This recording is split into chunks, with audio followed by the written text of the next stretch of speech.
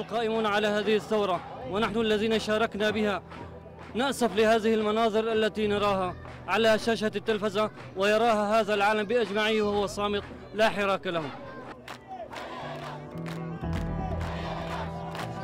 يعني الخطابات ما بتكفي، يعني الحكي ما بكفي، بدنا فعل وبدنا شيء ملموس. There's no difference between young people or old or women or men. We're here together all as one person and hopefully things will change. للأسف الشديد يعني في الوقت الحالي نرى أن وضعية حقوق الإنسان في البحرين لم تتغير، أو إذا تغيرت يعني من الناحية النظرية فقط. أنا ذهبت إلى مستشفى السلمانية، شفت ولاحظت يعني أشياء يعني مرعبة هناك. The police was surrounding me and they tie me from my back like this. They tie me with this strength and it was very tight and then they start to beat me.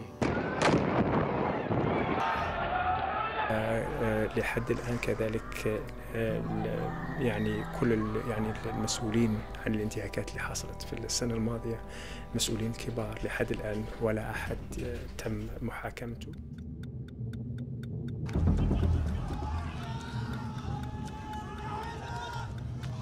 There were great hopes at the toppling of long-standing rulers in some of the countries in the region over the last year.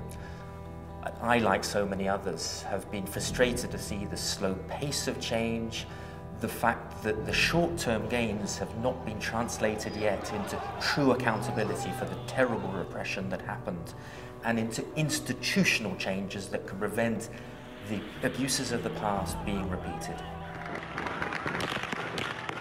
For the people in Syria, the failure of the UN Security Council to take strong measures to protect them during these last 12 months is an appalling failure of leadership at the global level. Too often, long-standing political alliances have trumped human rights.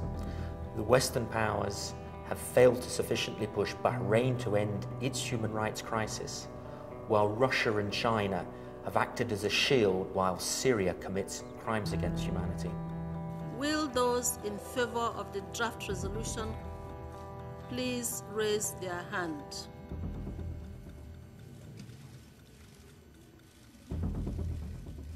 Those against? The draft resolution has not been adopted. Two countries that are among the top 6 arms dealers in the world, who are permanent members of the Security Council, may have been voting much more with their pocket in mind. Trade in arms is a billion-dollar business and it's virtually unregulated.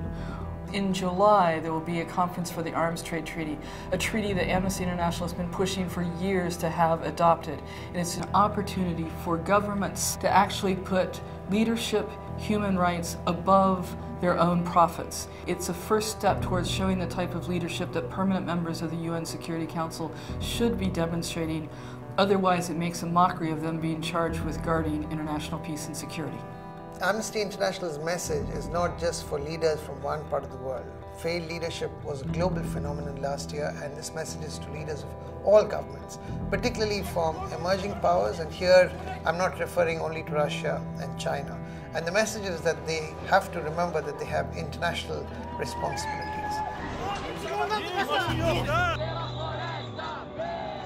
People in these countries are calling for an end to repression, for their rights to be respected, and for justice to be put ahead of profit.